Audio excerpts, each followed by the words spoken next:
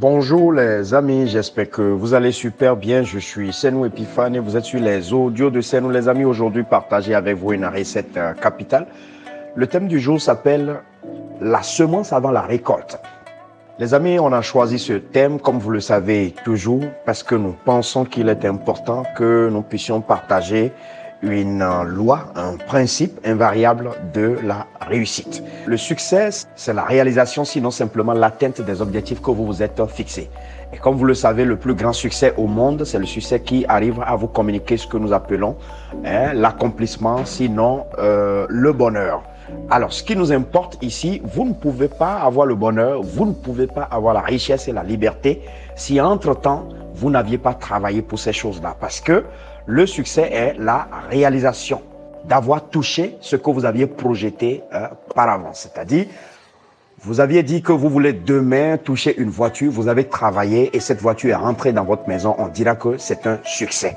Ça veut dire simplement que le succès est le fruit de nos efforts, est le fruit de nos pensées, de nos actions concordantes ensemble. Donc, nous allons simplement lier le succès à ce que j'appelle une conséquence, c'est un effet. Le succès n'est pas la cause, ça veut dire que le succès ne vient pas en premier lieu, le succès vient à la fin. Ça vient à la fin de quoi? Ça vient à la fin d'un certain processus. Le succès n'est rien d'autre que le simple fait de récolter. Qu'est-ce que vous récoltez?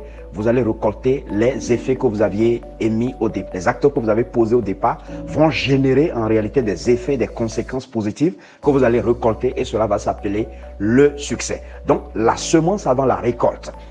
Il n'est pas possible que vous puissiez donc chercher à réussir, vous puissiez être donc obsédé un peu comme moi, vous voulez réussir, vous voulez avoir ci, vous voulez avoir ça, comme la majorité d'ailleurs de personnes que nous rencontrons, et que vous ne vous positionnez pas dans un premier temps à comprendre que avant le succès, il y a ce qu'on appelle la semence. Les amis, c'est quoi la semence? C'est le simple fait pour que nous puissions être au même niveau d'information et ne pas nous embrouiller, quel que soit qui regarde, qui écoute la semence. Le simple fait que nous prenons un grain de maïs, un grain de manioc, d'haricot et que nous mettons dans un sillon qui est bien tracé, qui respecte les normes et que nous commençons par suivre.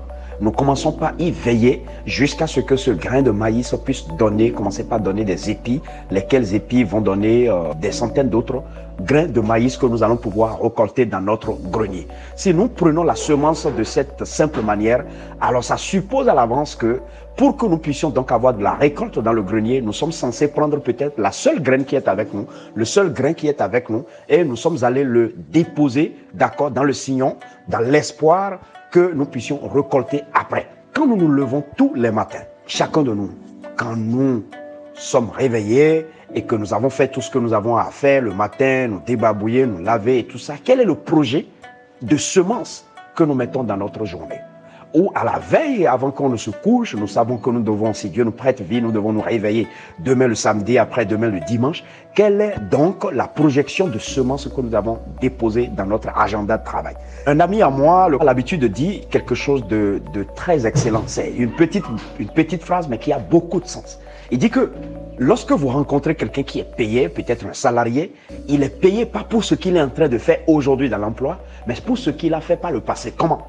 Vous n'êtes pas recruté sur la base de ce que vous faites directement dans l'entreprise de quelqu'un, mais plutôt sur la base de ce que vous aviez fait par le passé. Vous êtes jugé sur votre CV, sur votre lettre de motivation, sur l'interview d'embauche. Vous êtes jugé par rapport à ce que vous aviez fait par le passé. C'est ce que vous aviez fait par le passé qui est un peu comme une signature qui est sur votre front, qui est sur votre lèvre, qui est sur votre CV et qui confirme au recruteur que vous êtes le gars qu'il faut pour mettre dans son entreprise parce qu'il estime qu'avec tout ce que vous aviez fait par le passé, vous pouvez être efficace à son poste dans son entreprise.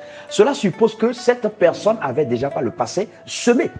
Alors, la semence dont je parle en ce moment, c'est que cette personne a eu le temps peut-être d'aller faire des stages gratuitement. Cette personne a eu le temps de faire des stages peut-être professionnels pour lesquels il n'a pas été payé, mais il a été humilié, pour lesquels il a été maltraité. Cette personne a eu le temps peut-être d'aller faire des œuvres gratuites pour des gens. Il a eu le temps d'aller se sacrifier pour des gens. La semence dont je veux parler ici, c'est le fait que vous vous levez et que vous planifiez au regard des talents, au regard des capacités que Dieu a déposées en vous, au regard des moyens dont vous disposez aujourd'hui, que vous cherchez à chaque instant à ajouter un plus dans la vie des autres, un plus dans ce que quelqu'un est en train de faire. Vous avez peut-être un talent de formateur, pourquoi ne pas chercher une entreprise dans laquelle vous allez donner gratuitement de la formation. Vous avez un talent peut-être d'accompagnateur, pourquoi vous ne pouvez pas aller, vous avez un talent de conseiller, pourquoi vous ne cherchez pas des personnes à qui il faut donner immédiatement des conseils? Vous ne savez pas assez, c'est parce que vous êtes en train de faire de la semence et demain vous allez récolter. J'ai eu dans ma vie, j'ai eu à faire la majorité des voyages que je fais ne sont pas forcément des voyages que j'ai payés 100% par moi-même. J'ai dormi parfois dans des hôtels de 7 étoiles, de tout ce que vous pouvez penser, 45 étages, oui, 49 étages, 50 étages. Pas parce que j'ai dépensé moi-même l'argent, parce que justement, j'ai eu à semer par le passé et ces semences ont donné maintenant des récoltes. Des gens ont vu en moi quelqu'un à qui il faut louer cette étoile, il faut acheter cet hôtel. J'ai mangé dans des restaurants, peut-être avec mes propres moyens, je n'aurais jamais été capable de le faire par le passé, mais parce que j'avais semé par le passé, les gens, j'ai eu des clients à qui j'ai vendu des produits, pas parce que je les ai prospectés, ces clients-là, mais parce que justement, j'ai eu à investi dans des personnes qui ont parlé bien auprès de ces clients qui sont allés vers moi. J'ai eu à accompagner en termes de coaching des gens parce que justement par le passé, j'ai eu à accompagner d'autres personnes gratuitement. J'ai eu à former d'autres personnes gratuitement qui sont allées pour dire, écoute, tu as l'obligation d'aller voir Epiphane parce que Epiphane est le meilleur par rapport à ceci, par rapport à cela. Alors donc la semence dont je parle, c'est de se lever chaque matin en se demandant par rapport à là où je suis tout de suite, par rapport au talent qu'on m'a donné, par rapport aux capacités qui sont en moi, par rapport à mes moyens, mes ressources sur place, là où je suis, qu'est-ce que je peux être en train de semer quelque part? Parce que justement, les amis, vous n'allez jamais semer et ne pas récolter. Vous pouvez semer à un endroit X et vous êtes appelé à aller récolter dans un endroit Z. C'est simplement pour dire que l'univers est assis sur des principes pour lesquels, si vous savez que vous devez récolter demain, il suffit que vous investissez à commencer par semer davantage. Vous voulez récolter plus, semer davantage. Semer sans rien attendre. Et donc, l'une des alertes que je veux nous donner, c'est le type de personnes que nous rencontrons partout qui, en un clic, sont en train de se demander qu'est-ce que je gagne dans ce qu'on me demande tout de suite de faire. Lorsque vous vous mettez dans cette logique, vous êtes en train de briser deux lois. La première loi que vous brisez, c'est que vous êtes en train de vouloir déposer le grain de maïs dans un sillon et vous voulez le reprendre en même temps pour le manger. Comme vous le savez, il ne va pas germer, il ne va pas donner d'épis de maïs. Alors là, vous n'aurez jamais de récolte pour demain, vous aurez faim demain. La deuxième loi que vous êtes en train de briser, c'est que vous déposez le grain de maïs commence pas à germer, il n'a pas encore donné des épis de maïs et que vous récupérez, vous commencez pas à manger. Ça veut dire que vous allez manger alors des fruits qui ne sont pas encore mûrs. Et comme vous le savez, vous allez tomber malade. Mais au-delà, c'est que vous avez mangé toute la semence de nouveaux grains que vous devez espérer en fait en termes de récolte dans votre grenier. Les amis, c'est un peu comme ça que ça se passe. Si je suis jeune, je dois savoir que actuellement, j'ai la force, j'ai l'énergie vitale, j'ai les capacités, j'ai les compétences actuellement de m'investir davantage dans des choses bénévoles, dans des choses pour lesquelles je ne suis pas payé forcément parce qu'en réalité, je me forme, je prépare un CV que je pourrais faire valoir demain. Je prépare une compétence que je vais vendre demain. Je prépare en réalité un avenir pour lequel quelqu'un dira, écoute, si tu as besoin de la bonne personne par rapport à telle poste, c'est telle personne que tu dois appeler. Les amis, j'espère que vous avez appris une leçon. C'était les audios Sen. Je suis Senou Epiphane. Je vous dis merci de vos commentaires, merci de vos suggestions, merci surtout des personnes qui nous témoignent